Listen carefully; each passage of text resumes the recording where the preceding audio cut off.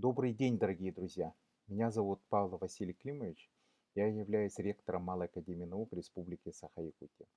Сегодня, в пятницу вечером, 8:30 по якутскому времени, мы будем транслировать на YouTube-канале, Фейсбуке и Инстаграме Малой академии наук Республики Саха-Якутия очень красивый фильм о стерхе в Якутии.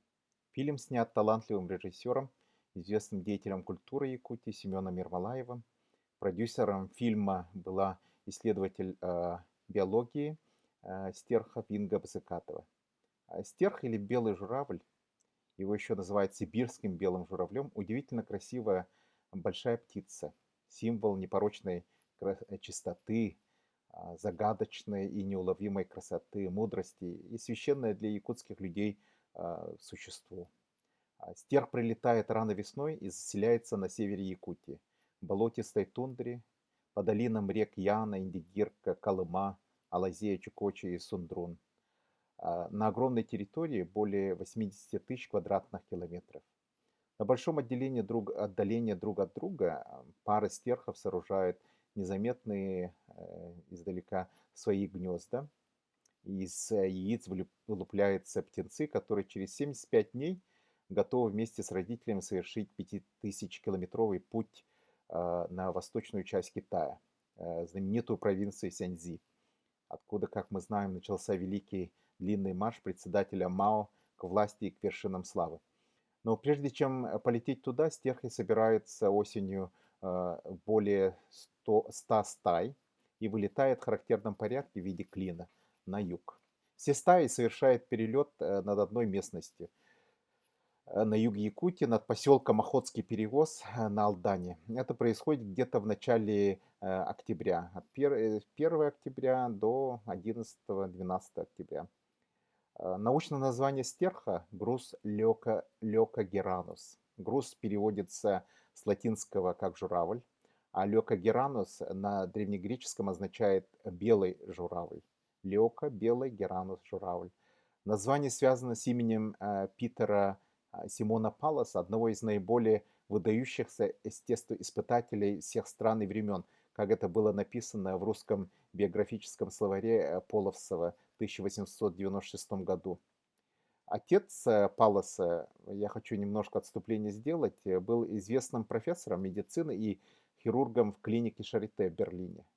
Он дал своему сыну очень продвинутое по тем временам образование.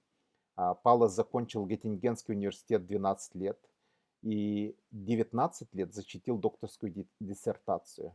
Потом в 20 лет он стал английским академиком, членом Лондонского королевского общества. В 26 лет он был избран членом Петербургской императорской академии наук и переехал жить в Россию. В 1773 году, будучи в Якутии, он первым описал стерха и дал научное название. И это название вошло в число 900 новых видов животных, рыб и растений, описанных им в Восточной Сибири. По пути стаи стерхов останавливаются в Монголии, когда вылетают из Якутии. Затем в Китае, в местностях, которые называются Жалонге, Линьяне, Мамаге, на устьях рек Шуантай и Луань, на Старой Желтой реке и на озере Шэньчжин. Конечный путь — это озерная система Паянху провинции Сяньси. Это огромный озерный край, где стерхи зимуют, питаясь корнями растений, разнообразными моллюсками и улитками. В последние годы уровень озера Паянху стал сильно подниматься из-за строительства гигантского водохранилища на реке Янзы, которое называется Три ущелья.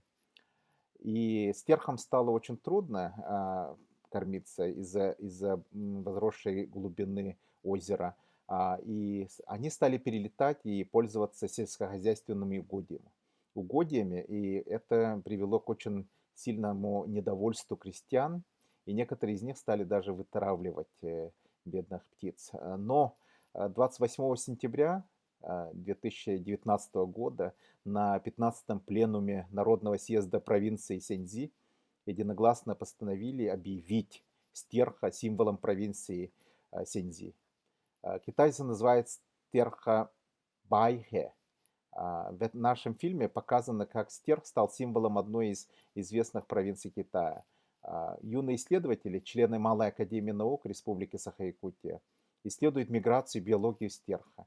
И Академия планирует совместные исследования, исследовательские проекты со школьными сообществами из провинции Сяньзи. Пожалуйста, посмотрите на наш YouTube-канал и, главное, подписывайтесь. У нас будет еще много интересных передач. Спасибо большое.